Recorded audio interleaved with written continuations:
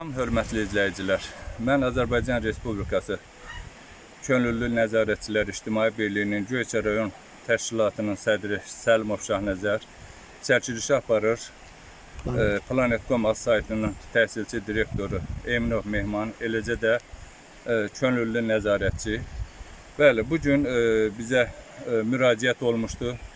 Göyçə rayonun 1-ci Ərəb Cəbirli kəndinin sakinləri tərəfdən, həm də bu kəndin şəhidi olan Xəyal Məmmədovun adına verilmiş küçənin sakinləri tərəfdən, daha doğrusu Həmidov Cavid Hacıoğlu tərəfdən ki, bu küçənin belə deyək ki, uzun illər boyu yəni asfalt olmamışdı. Bu günlərim rayon rəhbərliyi tərəfindən asfaltlandı və xalqın rahatçılığı üçün və bu yol boyu da, asfalt boyu da yəni qaz xətti keçir. Bu qaz xəttinin yerə düşməsi, dirəklərin üstündən yerə düşməsi, yəni baxın, bu da belə deyək ki, sabahki günü bu qaz xəttinin çürüməsinə təkan verir və bunun qaldırılması üçün dəfələrlə müraciət olubdur qaz idarəsi işçilərinə. 2 aydan yuxarıdır ki, yəni bu xətti qaldırmırlar və burada qaz xətti belə deyək ki, körpü keçir, çay körpüsüdür.